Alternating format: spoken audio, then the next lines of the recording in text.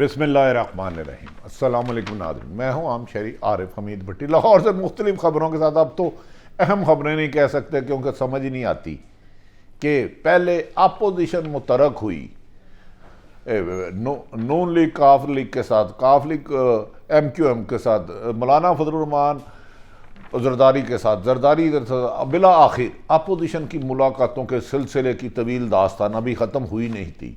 इशाइये और जहराने की दास्तानें ख़त्म नहीं हुई थी कि वज़ीर आज़म खुद मैदान में आ गए और अब आखिर बिला आखिर 3.5 साल बाद अपनी हुकूमत के क़याम के बाद आज परवेज़ लाइस की के रिहाइशगाह पर पहुँच गए और कुछ देर वहाँ मुलाकात की।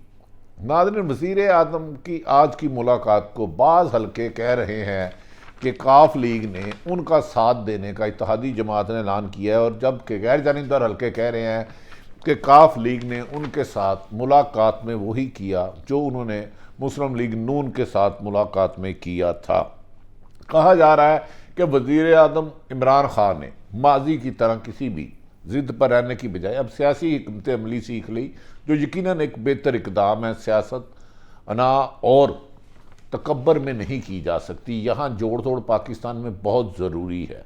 इसलिए वज़ीर आज़म इमरान खान आज, जो कि सुबह फवाद चौधरी कह रहे थे मुलाकात नहीं करेंगे, आज शाम को बिला आखिर परवेज़ लाई और शुजात से तवील मुलाकात की। बाज़ लोग ये भी दावा कर रहे हैं कि इमरान खान के साथ वफाकी वज़रा शामिल थे और परवेज़ लाई साहब के साथ उनके साहबजादे और शुजात साहब के साहबजादे और दीगर लोग थे। उसके बाद 1-to-1 भी मुलाकात हुई, जबकि गैर जानिबदार हल्के कह रहे हैं कोई भी वाज़ेह तौर पर ऐलान नहीं किया गया। ये भी कहा जा रहा है कि इमरान खान साहब इत्तेहादियों को नॉकआउट करने के लिए जो इत्तेहादी उनके साथ चल रहे थे वही चालें चलेंगे और बहुत जल्द वो कराची में बहादराबाद MQM की रिहाइशगाह पर भी जाएंगे और उनके खदशात भी दूर करने की हर मुमकिन कोशिश करेंगे। एक इतलात ये आ रही थी कि शायद वज़ीर आज़म इमरान खान चौधरी परवेज़ लाई साहब को वज़ारत आला की पेशकश करेंगे, जिस पर PTI के अहम तरीन हलकों ने कहा कि ये मुमकिन नहीं है, क्योंकि PTI में से 2 वज़रा जिन्होंने माजी में जिनका नाम वज़ीर आला शिप के लिए आया था, दोनों को नैप यात्रा करनी पड़ी। लिहाजा इमरान खान हर काम कर सकते हैं लेकिन वो उस्मान बुज़दार की कुर्बानी नहीं देंगे। अब देखना यह है कि इमरान खान साहब इस हिकमत अमली से अपने इत्तेहादी जमातों को लेके चलते हैं। इस पर डिटेल सारी बात बताएंगे। नाज़रीन, आपने हमेशा सुना होगा हाकी में समीउल्लाह से कलीमुल्लाह, कमीमुल्लाह से सलीमुल्लाह, डी से निकले डी से आगे आगे चलेगा, हाफ आगे गए, हाफ आगे आगे चले, गोलकीपर आया, गोलकीपर को पीछे दिया, एक डॉच किया, दूसरा डॉच किया और ये फिर गोल कर दिया। इसी तरह आज पाकिस्तान की सियासत सेम यही है कि आसफ अली जरदारी काची से उड़े, काची से उड़े, कराची से उड़े, कराची से उड़े, सीधा सीधा तो शहबाज शरीफ साहब के घर आए। शहबाज शरीफ के साथ तवील मुलाकात में इत्मीनान एतमाद का पर मुशावरत की, इत्मीनान एतमाद का फैसला हो गया। अचानक पर आसफ अली जरदारी साबिक सदर परवेज़ लाई के घर में गए, परवेज़ लाई के घर में 2 मुलाकातें हुई। पहले डेलीगेशन के साथ मुलाकात हुई, फिर 1-to-1 मुलाकातें। अभी ये मुलाकात हुई थी तो इत्मीनान एतमाद के बारे में खूब मुशावरत की गई, जिन्होंने एक दूसरे के साथ मिलने की कोशिश की। इसके बाद अचानक खबर आती है मौलाना फजलुर रहमान शहबाज शरीफ से मिले। शहबाज शरीफ से मिलते सार ही उन्होंने अगला स्टेप नवाज उसके साथ मिलना शुरू कर दिया। परवेज़ लाई से परवेज़ लाई ने उनको ऑफर कर दी, परवेज़ लाई को उन्होंने कह दिया वज़ीर आला बनेंगे, वज़ीर आला नहीं बनेंगे। ये गुफ्तगुएं सिलसिले जारी थी। शहबाज शरीफ आए, अख्तर मैंगल से मिले, अख्तर मैंगल जमात इस्लामी से मिले, जमात इस्लामी काफ लीग से मिली, काफ लीग नून से मिली, नून लीग MQ से मिली। समझ में नहीं आता कि सियासी जमातें फुटबॉल की तरह एक दूसरे से मुलाकात करेंगी, और ये चाहे हुकूमत हो या अपोजिशन, ये हाल है। ये जमहूरियत का हुस्न है, एक दूसरे से मिलना चाहिए, दुश्मनियों में सियासत नहीं होती।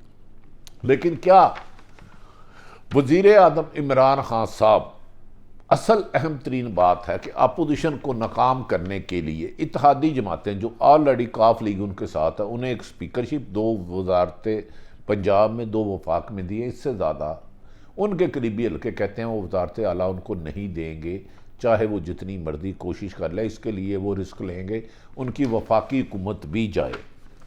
अगर परवेज़ लाई साहब के साथ उनके मामला तय नहीं होते और परवेज़ लाई साहब ने ये खबर उनकी तरफ से आज आई कि शहबाज शरीफ ने उन्हें इशाया दिया और परवेज़ लाई साहब ने अभी ख़त्मी फ़ैसला नहीं किया, अगर चंद दिन बाद परवेज़ लाई और शुजात साहब शहबाज शरीफ के शाइये में उनके घर चले जाते हैं तो फिर सियासी सरगर्मियाँ तेज़ हो जाएंगी। नाज़रीन, ये भी कहा जा रहा है कि बिलावल भुट्टो खूब गरज धमक रहे हैं।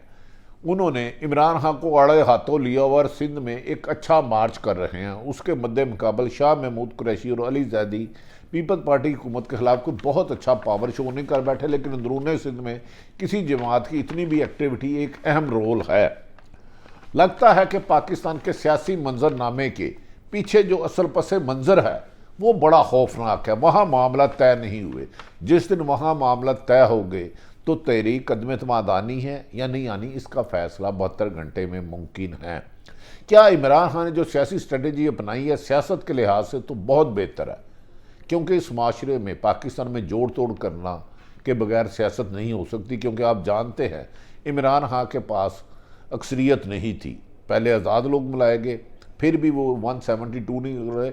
इस वजह से बाज़ लोगों की मदद से उनके साथ MQM को मिलाया गया, काफ लीग को मिलाया गया, बाप पार्टी को मिलाया गया, GDA को मिलाया गया, और इससे इमरान खान सब अपना सियासी सफ़र वज़ारत उज़्मा का सफ़र शुरू किया। और 3 साल उन्होंने इत्तेहादी जमातों को इतनी लिफ्ट नहीं कराई जितनी आज कराने पर मजबूर हो चुके हैं।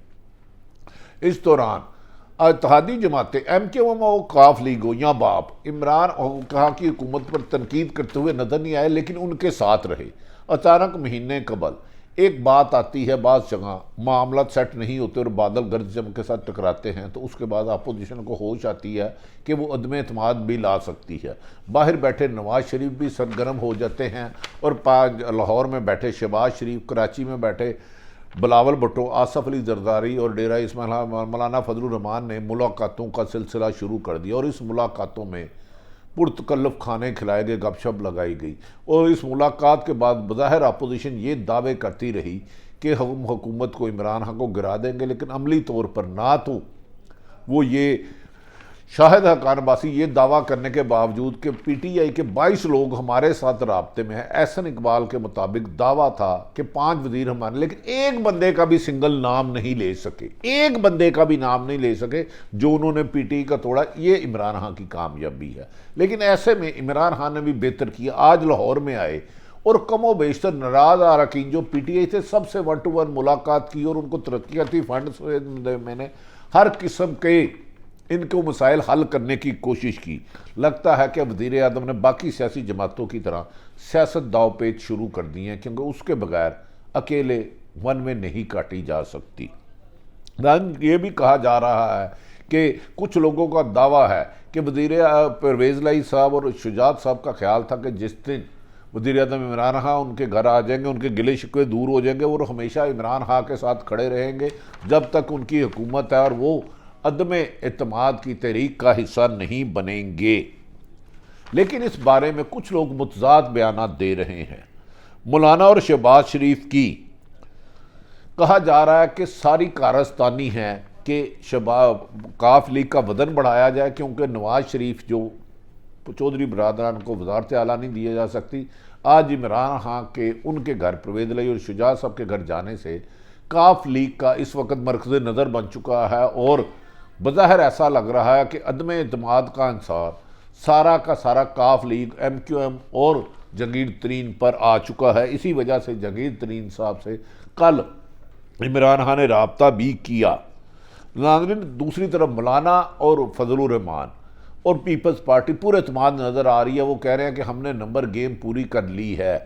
अब इमरान खान, मरीम नवाज ने यह भी ट्वीट कर दिया कि इमरान खान घबरा कर जिन इत्तेहादियों को 3.5 साल से इग्नोर कर रहे थे उसमें मिलने हैं। जबकि कहा जा रहा है कि जब वज़ीर आज़म इमरान खान परवेज़ लाई के घर में गए, उनकी बॉडी लैंग्वेज बिल्कुल पुरएतमाद थी, पुरसुकून थी और उनमें परेशानी का कोई अंसर नहीं था। लगता है कप्तान हर हालात में चक्के चौके मारने का फ़ैसला कर चुके हैं। चाहे अदम एतमाद आती है नहीं आती, जाती है नहीं जाती, उन्हें इस परवाह से बाला है। आज उनकी बॉडी लैंग्वेज को गौर करने वाले शहबाज शरीफ के लिए अब क्या ऑप्शन बाकी है? क्या कल खान साहब MQM के वफद से भी मुलाकात कर सकते हैं? ये भी तलब हैदराबाद जा सकते हैं। नाज़रीन, अब अपोजिशन की कहा जा रहा है कि अपोजिशन भी जहांगीर तरीन से लंदन में राब्ते कर रही हैं और उनके ग्रुप से सारी उम्मीदें वाबस्ता कर ली हैं, जबकि जहांगीर तरीन भी कोई हतमी फैसले का ऐलान बज़ाहिर नहीं कर रहे। इस्लामाबाद से जो खबरें आ रही हैं, अगर अहम हलकों ने साफ पैगाम दे दिया, उनके मामला तय हो गए तो अपना काम खुद करें, हम मुलवस नहीं होंगे, तो फिर अगर ऐसे में इमरान खान की हुकूमत को माजी की तरह सपोर्ट नहीं होती, अदम एतमाद आती है और इमरान खान को सियासी दानिशमंदी से उसको नाकाम बनाना है, तो उसके लिए उनको और बहुत ज़्यादा मेहनत की ज़रूरत है और अच्छी टीम की ज़रूरत है। मौजूदा टीम के साथ अगर वो अदम एतमाद की तहरीक लाते, नाकाम करना उनके लिए बहुत मुश्किल है। देखना यह है कि इमरान खान अपने पुराने रूठे हुए साथियों को मिलाकर अपनी पहली सफ़ों में लाकर अपोजिशन का मुकाबला करते हैं, क्योंकि बज़ाहिर लगता है कि उन्होंने इस मामले में अपनी पॉलिसी को रिविज़िट किया है और लोगों से मुलाकातों को तरजीह दी है, पहले वो नज़रअंदाज करते रहे थे। नाज़रीन, एक और ख़बर है जो अपोजिशन कैंप में चल रही है, वो ये कि कल अपोजिशन रवा हफ्ते तरीके अदम एतमाद लाने पर गौर कर रही है और इसकी तैयारी मुकम्मल कर ली है। गो कि ये खबर बहुत पुरानी है, 1 महीना पहले से है, पर मेरी इतला के मुताबिक पंजाब में भी नंबर गेम पूरे हैं, लेकिन हैं तो फिर वो ला क्यों नहीं रहे? क्या वो भी किसी बैसाखियों का सहारा ढूंढना चाह रहे हैं? खुद इमरान खान पर तनकीद करते रहे कि इनको बस ताकतवर हलके लाए हैं, तो आज खुद ताकतवर हलकों के मरहून मिन्नत हो गई है। सारी अपोजिशन, सारी की सारी जमातें मिलके जिन्होंने 40-40 साल इस मुल्क पर हुकूमत की, लेकिन कुछ अहम हलके दावे कर रहे हैं कि 23 मार्च से पहले मुल्क में कोई भी एडवेंचर करने की इजाज़त नहीं दी जाएगी, क्योंकि 23 मार्च को OIC का इजलास और मुख्तलिफ ममालिक के अहम तरीन शख्सियात पाकिस्तान आ रही हैं और इन हालात में मुल्क में अदम इस्तेकाम, सियासी साख और मुल्की दफाई साख और सफारती लिहाज से नामुनासिब होगा। लेकिन हुकूमत दावा कर रही है कि अपोजिशन के गुब्बारे से हवा निकल चुकी है, वो हमारा कुछ नहीं बिगाड़ सकते, जबकि अपोजिशन ना होते हुए भी, कोई पता शो ना करने के बावजूद पूरा उम्मीद है कि वो अपोजिशन की इमरान खान की हुकूमत पे अदम एतमाद कामयाब कर लेंगे। लगता है कि दोनों ही ब्लफ खेल रहे हैं। असल खेलने वाला खिलाड़ी शतरंज का जो नज़र नहीं आ रहा, बादशाह को मात देने की चाल उसके पास है। वो अपोजिशन के साथ चले जाए या हुकूमत के साथ चले जाए, बादशाह को वही मात देगा। ये मात अपोजिशन को होती है या हुकूमत को, ये फैसला सियासी जमातों की बजाय बज़ाहिर बादिउल नज़र में ऐसा लग रहा है कोई और करेगा। नाज़रीन, तरीके अदम एतमाद कामयाब हो जाती है तो फिर क्या नवाज शरीफ मुल्क में वापस आएंगे? और कामयाबी की सूरत में अभी तक पीपल्स पार्टी, काफ लीग, मौलाना फजलुर रहमान, अख्तर मैंगल और दीगर जमातों में डेड लॉक है कि आगे हुकूमत किस तरह चलानी है। इमरान खान के लिए अच्छी खबर ये है कि अपोजिशन जमातें और अवाम महंगाई की वजह से भी अपोजिशन जमातें बशमूल पीपल्स पार्टी उनकी हुकूमत को ख़त्म करने के लिए अभी कोई बहुत बड़ा पत्ते नहीं शो कर सके। दूसरी तरफ इमरान खान ने गुज़श्ता रोज़ मुख्तलिफ आम शहरियों के लिए मरात ऐलान करके लोगों में अपनी खोई हुई साख को बेहतर करने की कोशिश की और आज इंडस्ट्री वालों से मिलकर उन्हें भी मरात देने का ऐलान किया। अगर वज़ीर आज़म अपोजिशन के साथ साथ उनके मुकाबले के साथ साथ अपने इत्तेहादी जमातों को राज़ी करने में कामयाब हो गए और अवाम के लिए मरात का ऐलान करते रहे, जैसे उन्होंने बिजली और पेट्रोल की कीमत में कमी की है और दिगल मरात के मज़ीद ऐलानात करते रहे, तो अपोजिशन अपने दावों में बादिउल नज़र में मजबूत होती हुई या कामयाब होती हुई खासी मुश्किल नज़र आती है। लेकिन आज बिलावल भुट्टो ने कहा कि हमारे 2 दिन के लॉन्ग मार्च की वजह से इमरान खान कीमतें कम करने पर मजबूर हो गया। यकीनन वज़ीर आज़म इमरान खान को क्रेडिट जाता है कि पाकिस्तान में पहली दफ़ा किसी हुक्मरान ने बढ़ती हुई कीमतों को नीचे किया, लेकिन बदकिस्मती देखें साबिक़ वज़ीर आज़म शाहिद हक़ान अब्बासी हमेशा महंगाई पर तनकीद करते थे कि ये हुकूमत महंगाई कर रही है। तो जब इमरान खान ने कीमतों में पेट्रोल में 10 रुपये कीमत की, बिजली में कम की और दीगर लातदाद मरात का ऐलान किया, तो उस पर कहते हैं 20 रुपये बढ़ाने पड़ेंगे। लगता है अपोजिशन का एम अवाम के मसाइल हल करना या महंगाई का इशू नहीं, सिर्फ इमरान खान की हुकूमत को गिराना है, तो इन साजिशों की बजाय अपोजिशन भी अगर पॉजिटिव रोल अदा करे और सियासत को सियासी मैदान में हल करे और अदारों को बीच में घसीटने की बजाय सियासी मैदान को सियासी अंदाज में अदम एतमाद या कामयाबी या नाकामी तक महदूद रहे, तो मुल्क की सलामती और सियासत दोनों के लिए मजबूत है। पाकिस्तान जिंदाबाद।